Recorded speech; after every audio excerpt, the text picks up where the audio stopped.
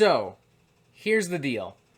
I had fully planned on doing a brand new vinyl update video today because it's been roughly 3 months since we did a vinyl update video. And my god, the amount of vinyl I have procured in such time would blow your fucking mind. But we can't do that today because something more important quite literally dropped into my fucking lap. This big, stupid, beautiful, chunky fucking bastard right here. So what are we gonna do tonight? Today? Whatever? We're gonna open this motherfucker and basically jerk off all over the goddamn glory that is Paranoid from Black fucking Sabbath. Anna's actually sitting on the couch right now. How you doing, Anna? Hi, guys. Are you excited to open this big, stupid idiot? Yeah! Yeah!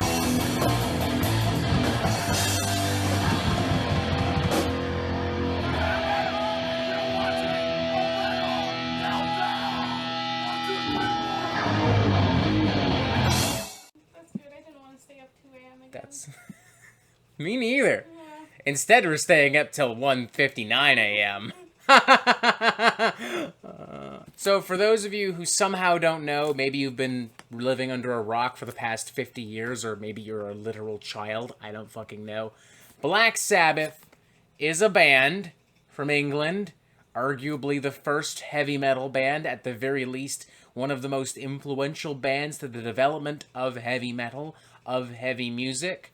Their sophomore studio album, Paranoid in particular, is still, in my opinion, one of the best metal or rock or just popular music records of all time. There's a particular magic, dare I say black magic, to this record that is incredibly effective even 50 years later, from its incredible fusion of blues and jazz and classic 60s pop and rock to the album's surprisingly still poignant lyrics. Literally, whenever someone says that politics don't belong in metal, I literally point to this exact album and go, did you seriously think War Pigs was about bacon?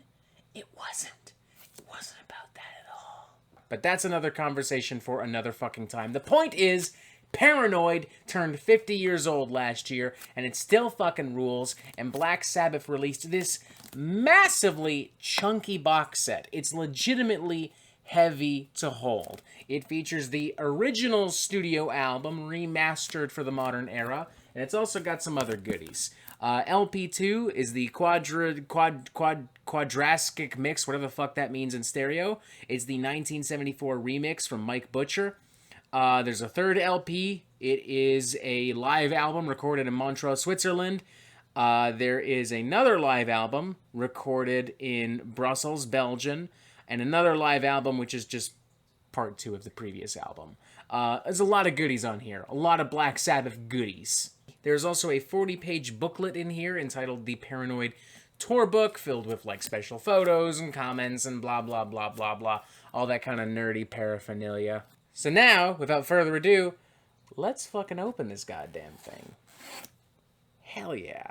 Anna, would you like to keep the plastic as a special memento? Wow, thank you. You're very welcome.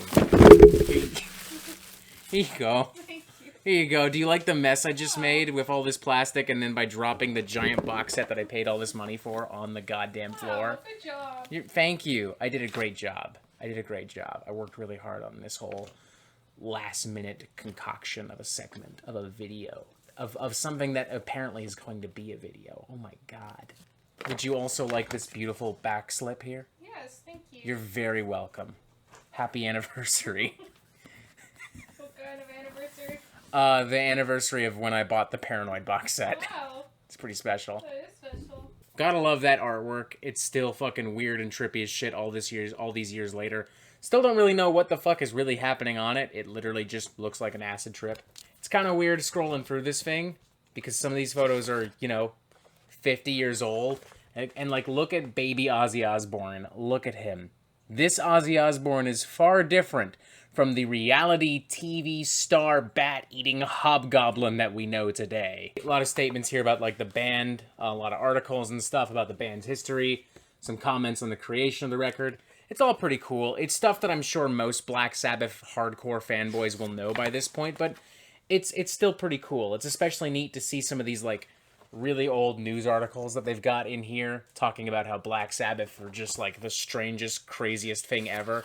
The one I just showed you in particular is fascinating because it's like Black Sabbath was kind of hated in their time. Like, the original albums were not successful at all. It's really only, you know, over the years that I think they've become respected because of their impact on heavy metal, hard rock, and popular music as a whole. Same thing with like a lot of early like Led Zeppelin or Cream or Deep Purple or Jimi Hendrix. If you go back and look at a lot of those early records, we love them now, massively influential, but at the time people did not give a flying fuck, or at least the critics didn't.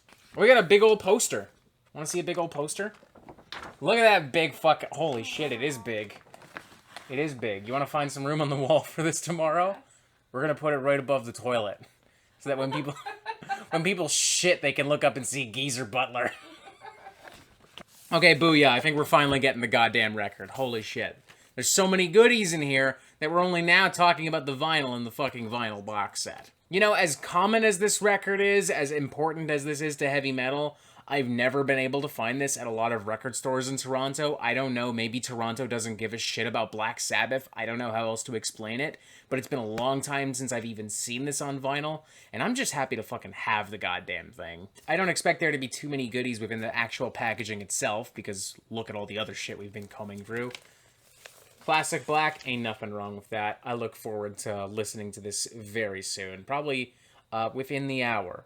Like, I mean, this is still one of my favorite records of all time. We've also got the remix from 1974. I'm actually not really sure how much this differs in sound from the original. The packaging itself is pretty much identical to what we got on that one, and I'm going to assume this is also on black. I'm going to assume. Yeah, it was a safe assumption. I'm willing to bet they're all going to be on black, but it's fun to look regardless, because you never know. And these would be all of the live albums here. Recorded in Montreux, Switzerland, and Brussels, Belgium. There's actually 2 parts to each, so that means there's like fucking 5 LPs all day. That's fucking rad. These would have all been recorded in the very early 70s, so we're pretty much focusing on material from those first 2 albums, but nothing wrong with that. That's the golden era of Black Sabbath as far as I'm concerned. I mean, it's just so good. It's still so good after all these years. I like seeing more of these like little news pieces on the inside as well. You really get a vibe as to how like important Sabbath were even in their time, despite not being critically or even commercially maybe the most successful. Would have been really cool to see Black Sabbath like in their prime as well. I mean, I'm pretty lucky. I've had the opportunity to see Ozzy Osbourne as a solo artist a few times live. I saw him once in 2008 with Rob Zombie, once in 2010 with Rob Halford with his solo band, and then on the final tour, we'll see if it actually is his final, in 2017, the one he did with Stone Sour. And I have actually seen Black Sabbath as well. There was no opening band for that. Instead, Andrew WK did a DJ set. That was fucking weird. And that was all cool, don't get me wrong, but let's be honest.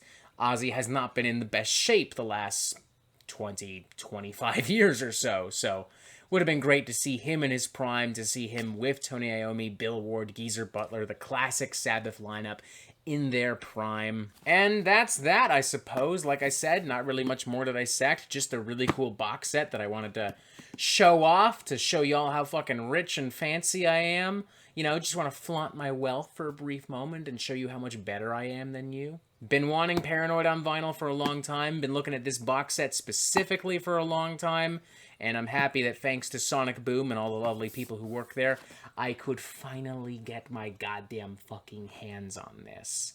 Thank you, Sonic Boom. I love you. So yeah, that's it. Regular vinyl update will probably come eventually. I don't know. This next week is cram-packed with new records from Dark Throne and Pestilence and Fractal Universe and Amun-Ra and Withered and so many more. I'm probably going to have to cut at least one of those albums off the fucking schedule. There's just no way around it. There's no way I'm going to be able to talk about all 5 of those albums in a full review. So, yeah, I never like doing that, but sometimes you just gotta fucking do it. Press this button right here for updates on the Metal Meltdown fucking immediately, ladies and gentlemen, and as always, you have yourself a fantastic fucking day.